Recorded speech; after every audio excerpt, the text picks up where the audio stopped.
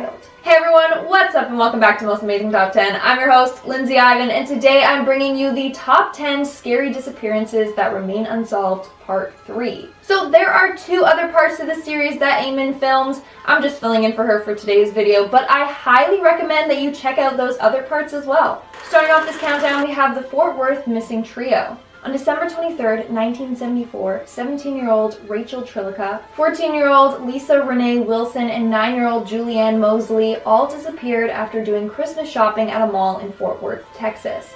The girls were supposed to be home by 4 p.m., but they never showed. Rachel's car was found in the parking lot outside of Sears. In the car were the gifts that the girls bought that day. The police had no leads until Rachel's husband received a note from her. And before you say anything, yes, she was 17 and married. It was typical back then. Anyways, the note read, "I know I'm going to catch it, but we just had to get away. We're going to Houston. See you in about a week. The car is in Sears upper lot. Love, Rachel." But it didn't seem to be written by Rachel. In fact, it looked like she misspelled her own name and then tried to correct it, making them believe that someone else wrote the note to try and get police off their trail. To this day, we don't know where these girls are. In our 9th spot, we have Nathaniel Holmes. On December 19th, 2017, 17-year-old Nathaniel Holmes disappeared from his high school in Westminster, Colorado. He had only been at a school for 5 weeks, but his family thinks that he got in with the wrong crowd. He reportedly got in trouble a lot, and the day before he disappeared, his dad said that he appeared to be on something. On the day of his disappearance, Nathaniel's mother dropped him off at school, but he never attended his classes. Instead, he apparently went to the principal and asked to speak to his friend that was currently in class. After being denied this, he left school, and that's the last we know about him. He left behind a lot of his personal items, like his phone was found smashed at home. Parents don't know where he went or why he left. Moving on to number 8, we have Maura Murray. On February 9, 2004, 21-year-old nursing student Maura Murray disappeared. She packed up her dorm, withdrew money from the bank, and emailed her professors telling them that she wouldn't be in class for a while because of a death in her family. But that was a lie. It was said that on the day she disappeared, she took out $280 and purchased alcohol from the liquor store. She got in her car and drove off. But at 7:27 that night, she got into an accident. She had driven the car into a tree. Police were at the scene at 7:45, but Maura was nowhere to be seen. The only clue left in her car was a printout of MapQuest directions for Burlington, Vermont. Her phone records that she had called the owner of a condo in Vermont, making them believe that she was headed there. After Maura fled from the car crash, she was never seen again.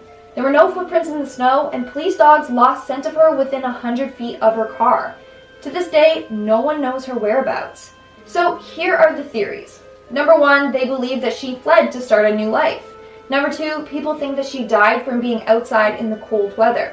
Number 3, she was abducted, or 4, she was picked up by someone who murdered her. In our 7th spot, we have Jennifer Kesse. On January 24th, 2006, 24-year-old Jennifer Kesse left for work, but she never made it.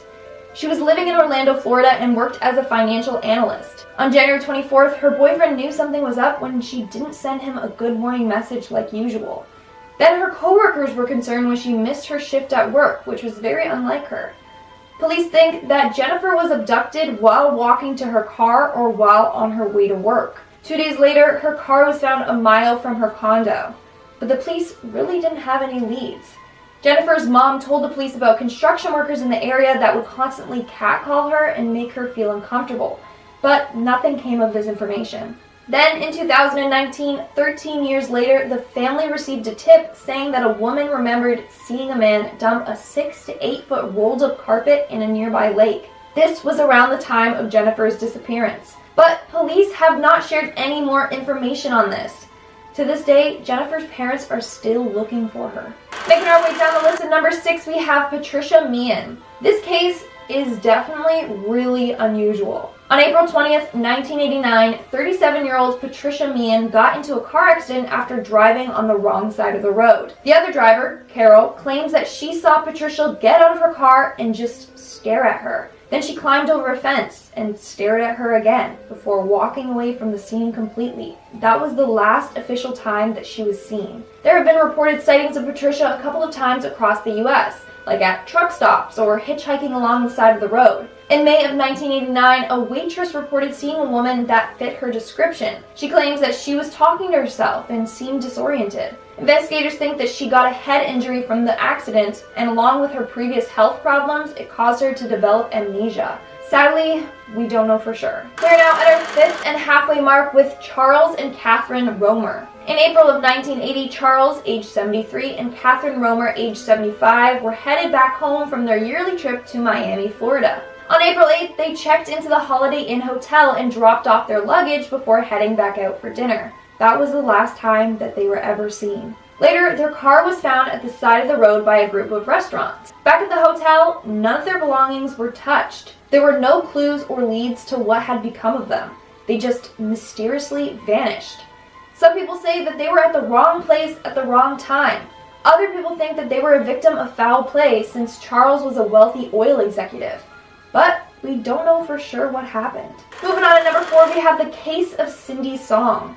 In 2001, on Halloween night, 21-year-old Penn State University senior Cindy Song disappeared, and she was never seen again. On Halloween night, Cindy returned home from a party at around 4 a.m.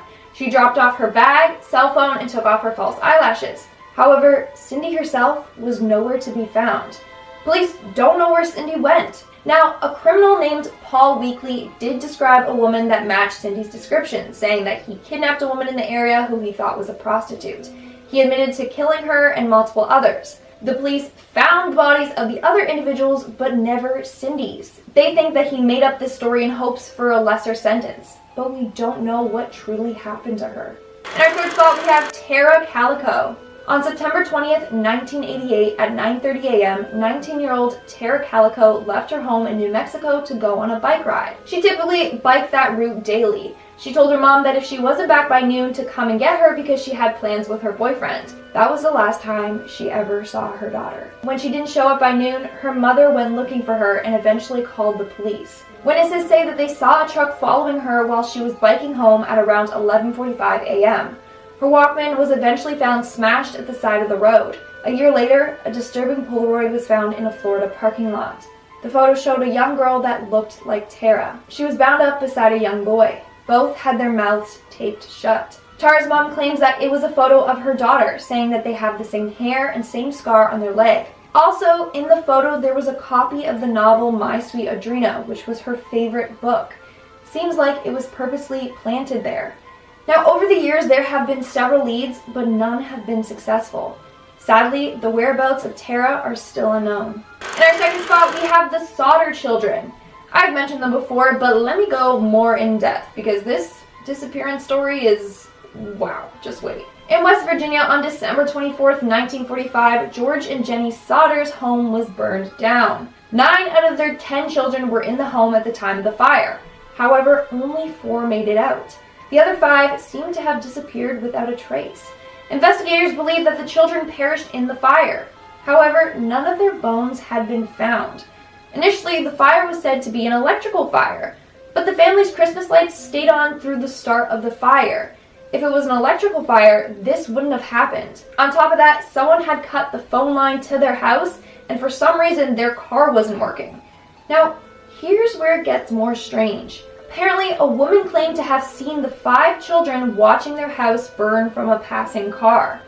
Then, another woman claims she saw the children at a hotel a week after the fire, accompanied by 4 strangers. So it seems like the 5 kids were kidnapped. Still, their disappearance remains a huge mystery. And in our number 1 spot, we have Rebecca Corium. Rebecca Corium was a 24-year-old worker on the Disney Wonder cruise ship. She disappeared on or from the ship on March 22, 2011.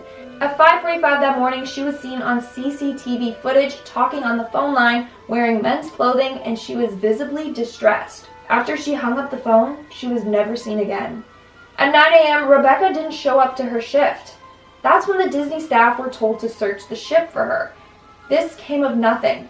Then the U.S. Coast Guards and Mexican Navy were contacted to search the ocean, thinking that maybe she fell overboard. Again, nothing.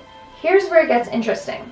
Many people think that Disney knows what happened to Rebecca, and they just attempted to cover this whole thing up.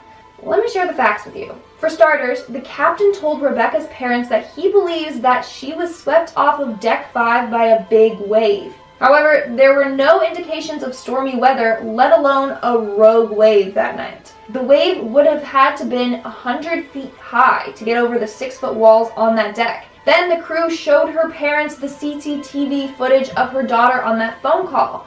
They claimed that this was also from deck 5, saying that after the phone call, she went out on the deck and that's when she was wiped out by the wave. But the footage was cropped to hide the timestamp and location. In fact, it was later revealed that it was from deck 1, not deck 5. On top of that, the Disney crew gave the parents a sandal that they claimed was Rebecca's, which was found on the deck. But the sandal was the wrong size and style of Rebecca.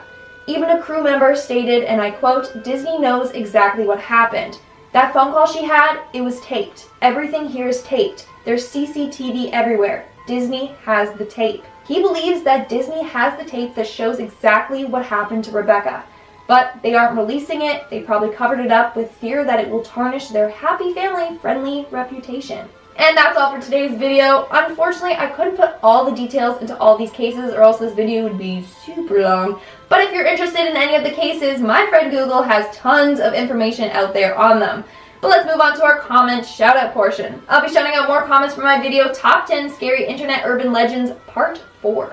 Deborah Garrett commented, "The one thing that really creeped me out was It's a Small World ride at Disneyland, California." Okay, that ride is truly scary with those like little dolls and the high-pitched singing voice and just, no, I agree with you, it's terrifying. Sub Please commented, "When I was little, I used to be scared of Jeff the Killer. Same, and my friend used to torment me, always sending pictures of Jeff the Killer. It's not fun. It's scary." Sarah Beagle commented, "I was scared of dolls when I was little and I still am." Dolls are terrifying. Honestly, those like porcelain dolls that some people collect and have on their shelf creep me out. Ooh, I feel like their eyes just follow me. And that's all the comments I'm shouting out for today's video. Make sure to comment something down below for a chance to be featured in my next comment shout out. And as always, don't forget to give this video a big thumbs up and subscribe to Most Amazing Top 10 for more amazing videos. I've been your host, Lindsay Ivan, and I'll see you when I see you.